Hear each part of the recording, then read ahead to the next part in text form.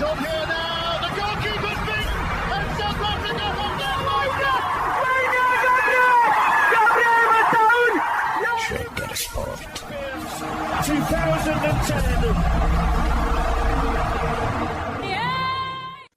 ሰላም ጤና ይስጥልን እንደምናላችሁ የተከበራችሁና የተወደዳችሁ የሸገር ስፖርት ዊዝ አበበ ግደይ የዩቲዩብ ቻናል ቤተሰቦቻችን በያላችሁበት እጅግ አስደሳች ጊዜን እያሳለፋችሁ እንደሆነ ተስፋ እናደርጋለን። መልካሙን ሁሉም ለናንተ እንመኛለን። ታዲያ ይህንን ሸገር ስፖርት ዊዝ አበበ ግደይ የሚለውን የዩቲዩብ ቻናላችንን ሰብስክራይብ አድርጉት፣ የደውል ምልክቱን ተጫኑትና አዳዲስ ፕሮግራሞችን ስንለቅ መልእክት ይድረሳችሁ። ላይክ በማድረግ እንዲሁም ደግሞ ሊንኩን ለሌሎች በማጋራት በተከታዮች ቁጥር እንድንበዛ የምንሰራቸው ፕሮግራሞችም ብዙ ሰዎች ጋር እንዲደርስ የምታደርጉትን ጥረት አጠናክራችሁ ቀጥሉ እንላለን። እስካሁን ላደረጋችሁልን ድጋፍ፣ እገዛ እና እኛን ለማንቃት ለሄዳችሁት ርቀት በሙሉ ምስጋናችን ትልቅ ነው። በጣም እጅግ በጣም አድርገን እናመሰግናለን። በጣም እናመሰግናለን። አንድ መረጃ ወጥቶ አይቼ ነበር። በተለይ በዚህ በማቲያስ ፈርናንዴዝ ላይ ሪያል ማድሪድ ያለው ፍላጎት ይታወቃል። ሆዜ ሞሪኒዮ ይሄ ተጫዋች እንዲፈርምላቸው ይፈልጋሉ ተብሏል። ትላንትና የኦፊሻል ተደርጓል። ለ3 ዓመት ሪያል ማድሪድን እያሰለጠኑ እንደሚቆዩ እና ከሚፈልጓቸው ተጫዋቾች መካከል አንደኛው ማቲያስ ፈርናንዴዝ ነው ተብሏል። በርናንዶ ሲልቫ በቃ ሂርዊጎ ላይ የደረሰ መረጃ ነው ሪያል ማድሪድን እንደሚቀላቀል።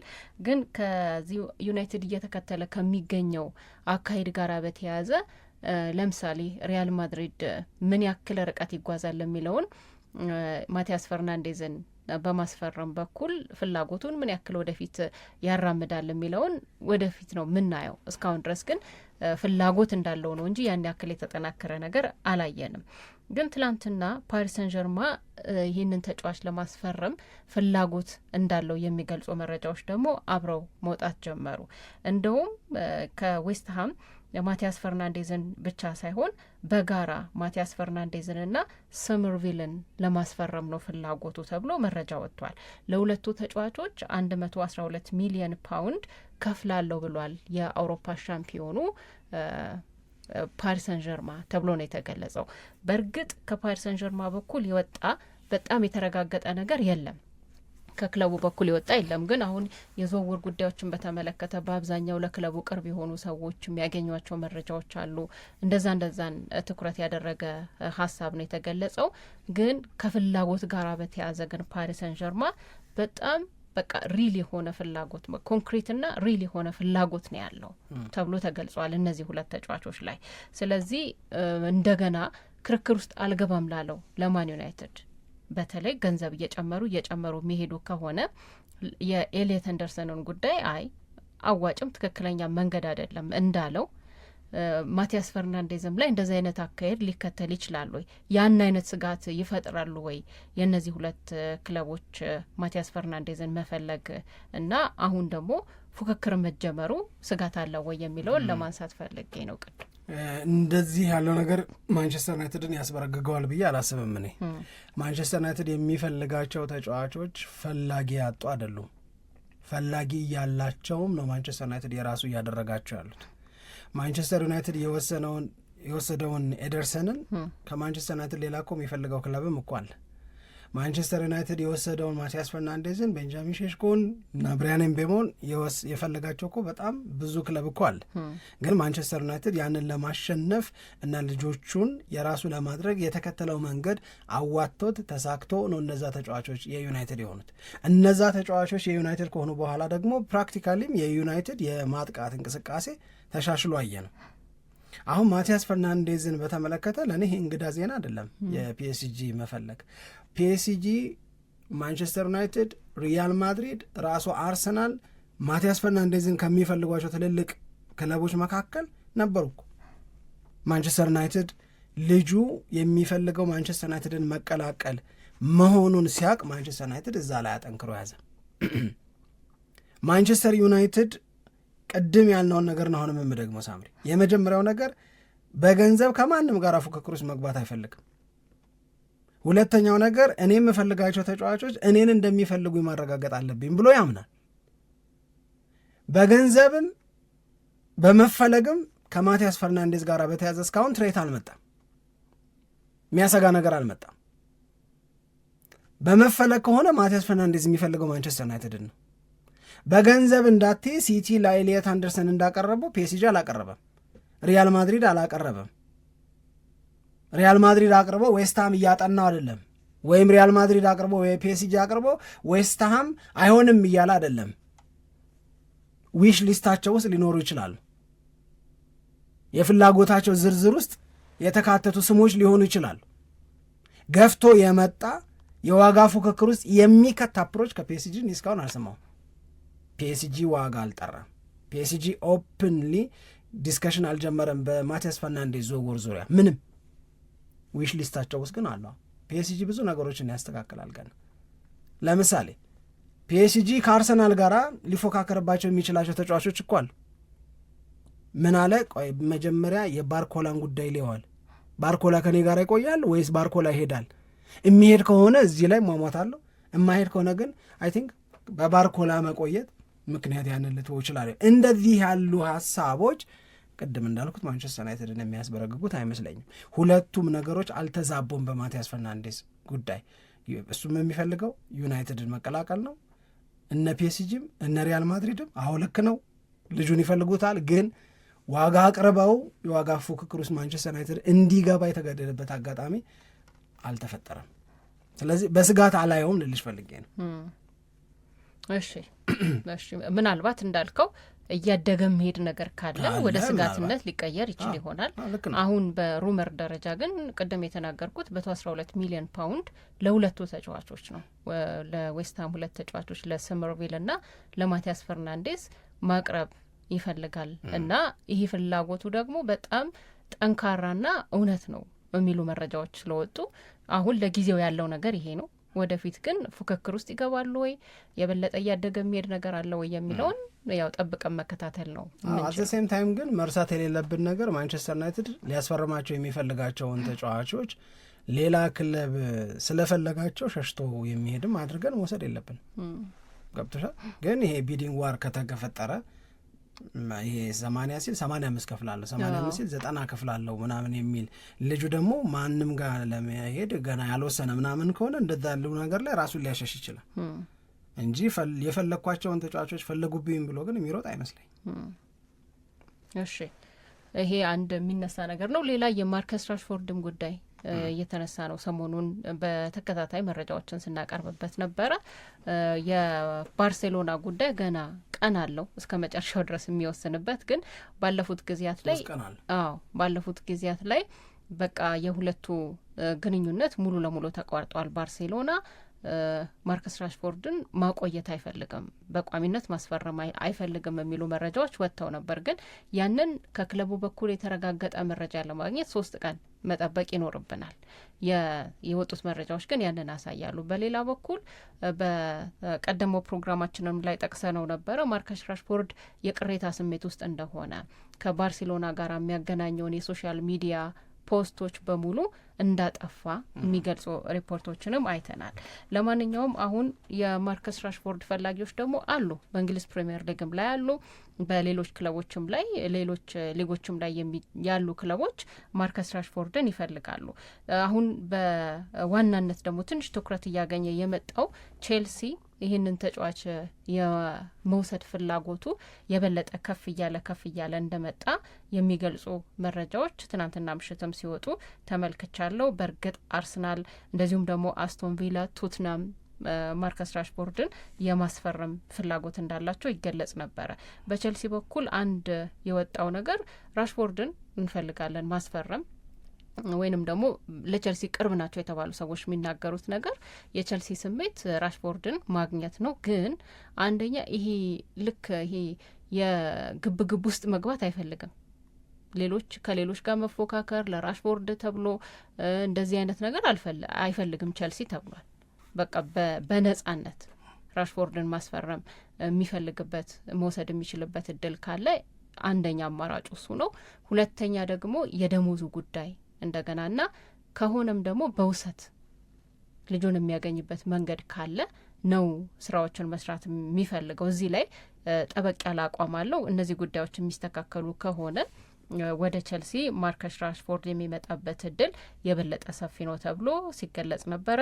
በሌላ መንገድ ደግሞ በቶትናም በኩል መረጃዎች እየወጡ ነው። እንደውም በቶትናም በኩል አንድ የተባለ ነገር ያየሁት ምንድን ነው፣ አሁን ቶትናም ማርከስ ራሽፎርድ ከቶትናም በላይ አይደለም ማለቴ በቃ ለቶትናም የማይመጠን አይነት ተጫዋች ብለን የምንጠራው አይደለም። እንደውም በትክክል ፊት ነው የሚያደርገው ወደ ቶትናም ቢመጣ። በዛ ላይ ደግሞ የተጫዋቾችን ችሎታ በማውጣት ረገድ ትልቅ ስም ያላቸው ደዘርቢ የቶትናም አሰልጣኝ ናቸው እና ያንንም ለማገዝ ይረዳቸዋል፣ ወይንም ማርከስ ራሽፎርድ ራሱን ለማገዝም የበለጠ ይረዳዋል እና ወደ ቶትናምም መምጣት አለበት። እንደውም የተሻለው አካሄድ የሚሆነው ወደ ቶትናም ቢመጣና የቶትናም ተጫዋች ቢሆን ነው የሚል ሀሳቦችም አሉ። ቅድም እንዳልኩት ደግሞ አርሰናልም እንደዚሁም ደግሞ አስቶን ቪላም ራሽፎርድን የሚፈልጉ ክለቦች ሆነው መቅረባቸውን እናስታውሳለን። ግን ላሁን ቼልሲ ትንሽ ጠንከር ባለ መንገድ ራሽፎርድን ማግኘት የሚችልበት ሁኔታዎችን ለማመቻቸት ጥረቶች እያደረገ ነው ተብሏል። ወደ ዩናይትድ የሚመለስበት እድል ግን በጣም የሳሳ መሆኑን አሁንም ሪፖርቶች እየገለጹ ነው። የሳሳ ሳይሆን ኦልሞስት የለም ነው በቃ ማንቸስተር ዩናይትድ ካቋሙ ዝንፍ አይልም። ግን ቼልሲ ቤት በተደጋጋሚ አሁን እየተነሱ ከሚገኙት ጉዳዮች መካከል አንዱ እሱ ነው። የማርከስ ራሽፎርድን ዝውውር ማጠናቀቅ በዣቪ አሎንሶም በጣም የተፈለገ ነው የሚለው ነው። ግን ከዚህ በፊት የሰራነው ፕሮግራም ላይ በግልጽ እንደተቀመጠው 21 ክለቦች በዚህ ተጫዋች ዙሪያ ፍላጎት አላቸው። 21 ክለብ በጣም ብዙ ነው። ስለዚህ ኦፕሽን ለስ አይደለም ማንቸስተር ዩናይትድ ማርከስ ራሽፎርድን ለመሸጥ ማዋስ አይደለም ምርጫው፣ ገንዘብ መስራት ነው እንጂ ያንንም ደግሞ ሊጠቀምበት የሚችልበት እድል አለ ብዬ ነው የማስበው። ይሄ አንደኛው ነው። ሁለተኛው የአርሰናል ቤት ያለው መረጃ፣ አርሰናል ቤት ምንም ጥርጥር በሌለው መንገድ አርሰናል ተጫዋቾችን ያስፈርማል። ምንም ጥርጥር በሌለው ምናምን ስል አሻሚ ነገር ያለ እንዳላስመስለው አጥቂ ተጫዋቾችን ያስፈርማል። የአርሰናል የ2026/27 የውድድር ዓመት ላይ የባለፈው የውድድር ዓመት ማለት 2025/26 ላይ የነበረውን ያህል በማጥቃት እንቅስቃሴ ውስንነት፣ ከክፍት የጨዋታ እንቅስቃሴዎች ስለሚፈጠሩ የግብ ዕድሎች ከዛም ስለሚገኙ ጎሎች ውስንነት የምንሰጠው አስተያየት እንደማይኖር በእርግጠኝነት መናገር የሚያስችል ስራ እየተሰራ ነው ያለው። አርሰናል ይሸኛልም፣ አርሰናል በሚገባም ይጠናከራል። አሁን ይህንን ጥያቄ በተወሰነ ደረጃ እየተነጋገርንበትን ቆይ አርሰናል ይሄ 2020ዎቹ አጋማሽ ጀምሮ አሁን 2026-2025 ላይ ያለው ዋንጫ የበላው አንስቶ ለተወሰኑ ዓመታት የእንግሊዝ ጉልቤ የመሆን እድል አለው። ኦልሞስት ያለቀ ቡድን አለው አርሰናል። መለስተኛ ማስተካከያዎችን ማድረግ ብቻ ለመድፈኞቹ በቂ ነው። እዚህ ቦታ ላይ እዚች ቦታ ላይ እዚች ቦታ ላይ ሌላው ይሄ ፊኒሽድ አርቲክል የምትይዋል አይደለ? በብዙዎቹ የአርሰናል የመጫወቻ ቦታዎች ላይ ደስ የሚያሰኝ ማንንም የሚፎካከር ማንንም የሚገዳደር ከዚህ በፊት ይጎድልሃል ተብሎ የሚሰጠውን አስተያየት የሞላ አርሰናልን ነው የምናየው። 2025-26 ላይ ስለ አጥቂዎቹ እና አጥቂዎቹ ጋር ስላለ ያቅም ውስንነት ከተነጋገረን እሱን በማረም አርሰናል ከ2026-27 ማለት 2025-26 አንስቶ 2026-27 2027-28 እያለ የሚቀጥል የእንግሊዝ ፕሪሚየር ሊግ ጉልቤነት ያኔ ነው አርሰናል በጣም የሚገርም እነዚህ 2020ዎቹ ላይ የነበረውን አርሰናል የሚያስብል አርሰናል የማየት እድላችን በጣም ሰፊ ነው። በሁለት ምክንያት፣ በራስ ምርጥነት እና በሌሎች ገናነት ላይ የተመሰረተ ነው። እነዚህ ሁለት ነገሮች ለእኔ ሞር ሳውንድ የሚያደርጉት በምን ምክንያት እንደሆነ ልንገርሽ። አርሰናል የጎደለውንም የሚያውቅ የጎደለውን እንዴት መሙላት እንዳለበትም በደንብ የተረዳ ቡድን ሆኖ አገኘሁት። አርሰናል እሱ ብቻ አይደለም፣ የማይነኩ ብዙ ቦታዎችም ደግሞ አሉት። በረኛውን አትነኪውም፣ የተከላካይ ክፍሉን አትነኪውም እያልሽ እንደምትቀጥ ሚድፊልዱ ላይ አሪፍ አቅም አለው። በቀይ መስመር በኩል ያለው አማራጭም አሪፍ ነው በጣም። አሁን የምታነሽ ምንድን ነው? ግራ መስመር አጥቂ ነው የምትይው። ስለዚህ እነዚህ ሁሉ ቦታዎች ላይ ንጥር ያለ ነው አርሰናል፣ ንጥር ያለ እኮ ነው የምልሽ። እነዚህን ሲጨምር በሌሎቹ ላይ ባለው አስተማማኝ አቅም ላይ ስለሆነ የሚጨምረው እንግዲህ አርሰናልን ዋን ነው የሚያቆመው የሚል ጥያቄ ቢነሳ ምንም ጥያቄ የለውም። አንድሪያ ቤርታ፣ አርቴታ የሚያደርጉትን የሚያደርጉት አርሰናልን ከፍ የሚያደርግ መሆኑን ፕራክቲካሊ ያየንባቸው ሰዎች ናቸው። አርቴታን ብቻውን ብትወስጂው ኢትስ አን አድቫንቴጅ። የአርሰናል አሰልጣኝ ከሁሉም የፕሪሚየር ሊግ ሌሎች ክለቦች አሰልጣኞች ይልቅ በፕሪሚየር ሊጉ የተሻለ ልምድ ያለው እሱ ነው። ኢትስ አን አድቫንቴጅ ነው፣ ሲኒየራቸው ነው። ሂ ኖውስ ሃው ቱ ዊን የሚለውን ኢሹ እኮ የምናነሳው ለሱ ነው። ሌላ ማንም አሸንፈው የሚያውቅ የለም። የእንግሊዝ ፕሪሚየር ሊግን 3 ሲወጣ ለምን እንዳላሸነፈ ያወቀ፣ ዘንድሮ ሲያሸንፍ እንዴት እንዳሸነፈ የተረዳ፣ በሁለተኝነት ውስጥም በአንደኝነት ውስጥም ልምድ ያለው ሰው ነው አርሰናልን እያሰለጠነ ያለ። ይሄ ትልቅ ጥቅም ነው። ይሄ በተወሰነ ደረጃ በየርገን ክሎፕ በተወሰነ ደረጃ በጋርዲዮላ ጥቅም ሲወሰድበት የነበረ ጉዳይ እኮ ነው። አርሰናል መጥተው 240 ቀን ከመራ በኋላ ውስድ ያደረጉበታል። ያን የሚሰጠውን እነሱ እንዴት ማሸነፍ እንዳለባቸው ሊጉን ያውቃሉ። አርቴታ ደግሞ አርሰናል ደግሞ ልምድ ማግኘት አለበት አይደል? አንዱ ሲነሳ የነበረው አሁን ያንን አታነሽም። the only manager አሁን ባለው ከረንት ሊስት የፕሪሚየር ሊግን ዋንጫ ቴስት ያደረገ እሱ አሸነፉ። የለም ሌላ how to win የፕሪሚየር ሊግ ታይትል ለሚለው ነገር አርቴታ እንጂ ሌላ ማን ማብራሪያ ይሰጥሻል? ቢሰጥሽስ እንዴት የት አባቱ አሸንፎ ያውቃል ምናምን ብትይ ምንም ችግር ከነምቶኝ the only አሰልጣኝ እሱ ነው ያለው። ሌላ ሰው መጥቶ የማይቀጠር ከሆነ ሶስተኛው ምክንያት የሚሆነው ሙድ ተቀይሯል። አለመቻል፣ ስጋት፣ ፍርሃት እንዲህ የሆንብን ሆነ ወይ ብሎ መጥፎ መጠርጠር በዘንድሮ የፕሪሚየር ሊግ ድል ምክንያት ከ22 ዓመት በኋላ የፕሪሚየር ሊግን ዋንጫ በማሸነፋቸው ምክንያት ጠፍቷል። ኤንሪኬ ዘንድሮ ገና አውሮፓ ቻምፒዮንስ ሊግ ሲጀመር ያለውን ትዝ ይልሻል። መድገም ከባድ አይደለም ማለት መጀመር ነው ከባድ። መጀመር የሚከብደው ምንድን ነው? ተቃራኒዎችሽ ምናምን ጠንካራ አሪፍ ከአንቺ በላይ ስለሆኑ ምናምን ብቻ አይደለም፣ አንቺም ራስሽ ላይ ማመን ስላልጀመርሽ ዛሬም ይበላሻል፣ ዘንድሮም ይበላሻል እያልሽ ነው ወደ ሜዳ የምትገቢ። ፒኤስጂ እስኪጀምር ድረስ ምን ያህል እንዳለፋው ምን ያህል ገንዘብም እንደከፈለ፣ ምን ያህል ሰው ቀጥሯል፣ ምን ያህል ሰው አሰናብቷል፣ ምን ያህል ጊዜ በመመላለስ ሞክሯል። ይህንን እኮ እናውቃለን፣ ግን አልሆነም። መሆን ከጀመረ በኋላ ደግሞ ቶሎ አይበርድ። ቶሎ ላለመብረድ ዋነኛው ምክንያት በራስሽ ላይ ያለሽ እምነት ስለሚቀየር ነው። ይህንን ለፒኤስጂ ሲሰራ ያየነውን ሀሳብ ያየነውን ሀቅ አርሰናል ላይ ሲሰራ እናየዋለን። ጀምሯል። አርሰናል ስለጀመረ የሚመጣ ፈተና የለም ግን አይደለም የምልሽ። ሁሌም ሻምፒዮን ስትሆኚ ቻሌንጅሽ ይጨምራል።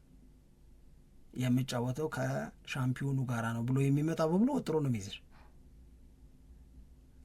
22 ዓመት ሳታሸንፍ ይቀርተሽ 22 ዓመት ስላለመቻልሽ ሲዘፈንብሽና ሲዘመርብሽ ቆይተሽ መቻል ስትጀምሪ ግን የምትደረምሽው በዋናነት የአልችልምን ስሜት ነው። ይሄ የአልችልም ስሜት አርሰናል ቤት መፍረሱ ትልቅ አስተዋጽኦ አለ። ይሄ ሁሉ እንዲሆን የአርቴታም የፕሪሚየር ሊግ ልምድና ዋንጫ ማሸነፍ የበለጠ ተጠናክሮ እንዲቀጥልና ፍሬ እንዲያፈራ አርሰናልም በተከታታይ በእንግሊዝ ፕሪሚየር ሊግም ላይ ሆነ በሌሎች ውድድሮች ላይ ዶሚኔት አድርጎ መቀጠል የሚፈልግ ከሆነ የመጀመሪያው ነገር ተጫዋቾች ማስፈረም ነው አይደል? እሱ ላይ በዚህ የዝውውር ጊዜ የሚሰሩት ስራ የበለጠ ወሳኝ ይሆናል። አሁን አርሰናልን በዚህ ባነሳሽው የተጫዋቾችን የማስፈረም ጉዳይ ማትጠረጥሪውም እኮ አሁን አርሰናልን በምን ነው የምትጠረጥሪው? የሀያልነት ዘመን እኔ በእንግሊዝ ፕሪሚየር ሊግ ላይ አርሰናል ፍጹም የሚባል የዩናይትድ አይነት ፍጹም የሚባል የማንቸስተር ሲቲ አይነት የማንቸስተር ሲቲ አይነት የሀያልነት ዘመን አልነበረውም። አሪፍ ቡድኖች ነበሩት፣ ያሸነፈባቸው የውድድር ዓመቶች አሉ። ግን የሀያልነት ዘመን ማለት ለምሳሌ ኤዲኬድ 10 ዓመቱ 6 የማሸነፍ እንደ ማንቸስተር ሲቲ እንደዚህ አይነት ዘመን መሆን የሚችለው ከአሁን በኋላ ያለው ነው የሚመስለኝ ነው ምለው። አሁን ይሄ አይሆንም፣ ይሄ አይሰራም እንድትይ አርሰናልን የምትጠራጠሪበትን ምክንያት እስኪ እናስቀምጥ።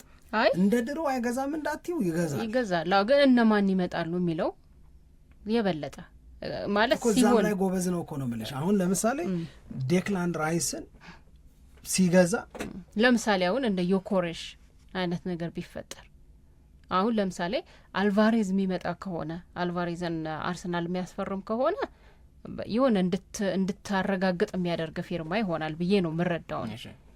ግን እንደ ዮኮሬሽ አይነት ነገር ደግሞ ከተፈጠረ ይህንን ጉዞውን በተወሰነ ደረጃም ቢሆን ያዝ ሊያደርግበት ይችላል።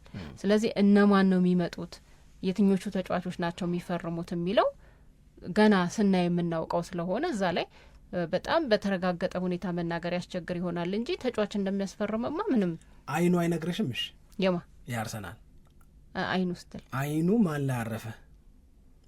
አሁን አይኑ ነው የሚነግርሽ እኮ እሱን ነው። ለምሳሌ ሪያል ማድሪድ ቤት ውስጥ ተስፋ እኮ ነው አይደል ገሌን ሲሉ እነዚህ ሁሉ ተጫዋቾች ከገቡማ ነው የምትይው እኮ። ማንቸስተር ሲቲ ቤትም እንደዛው ነው፣ ዩናይትድ ቤትም እንደዛው ነው። አሁን አርሰናል ማን ላይ ነው አይኑ ያረፈው? ድሮ እኮ የአንድን የብዙ ተጫዋቾችን ስም ለመጀመሪያ ጊዜ የምናውቀው እኮ አርሰናል ሲፈልጋቸው እኮ ማን ነው ደግሞ እሱ ምንላቸው ናቸው እኮ። ከዛ አርሰናል ሲገቡ የሚያሳዩት እንቅስቃሴ አንተ የቬንገር ግን አይን ሰው ግን ይለያል እሱ ምናምን የሚባል አይነት አስተያየት እኮ ይሰጥ ነበር። አሁን ግን አርሰናል አይኑ ያለው ላይ ነው፣ ሁሊያን አልቫሬዝ ላይ ነው፣ እላይ ነው፣ ሞርጋን ሮጀርስ ላይ ነው፣ እላይ ነው፣ ማቲያስ ፈርናንዴዝ ላይ ነው፣ እላይ ነው ብለሽ ስትይ ቶናሊ ላይ ነው። የምጠረጥረው ነገር የለኝም። እሺ ነው ባጭሩ ይህችን ነገር እችን ስህተታቸውን እንዳልል የበፊቱ አይነት ዝውውር ላይ ቀሽም የሚሆነውን አርሰናል አይደለም እኔ አሁን የማየው። ስለዚህ ሀያልነት ዘመን ሲቲ እንደነበረው ዩናይትድ እንደነበረው ይሄ ማለት ፍጹም ፕሪሚየር ሊጉን ዶሚኔት ማድረግ ማለት ከሆነ አሁን ያንን ኑሮ ለመኖር በየአመቱ ፓርቲ እንዲዘጋጅ ማድረግ የሚችልበት ወቅት ነው። አርቴታም የተለየ ታሪክ ሊሰራ ይችላል ብዬ ነው ማምነው። እኔ በቃ እንዲስተካከል የምፈልገው ምንድን ነው አርቴታ የጨዋታ ሀሳቡን መግራት ይችላል ወይ፣ ይሄን አርሰናል ወይ በአርሰናል ወይ ደግሞ ማሸነፍ ቢችል በጣም ደስ ይለኛል። ይሄ እሷ ብቻ ናት የኔ ብቸኛ አስተያየት። እሺ ለማንኛውም እነዚህን ነጥቦች አንስተናል። ጥሩ ነጥቦች ናቸው። በሌላ ጊዜ ደግሞ ሌሎች ተጨማሪ ሀሳቦችን እናነሳለን። አድማጮቻችን በጣም እናመሰግናለን። አድማጮቻችን አብራችሁን ቆይታችሁ ፕሮግራማችንን ስለተከታተላችሁ ኢትዮጵያ ለዘላለም ትኖር።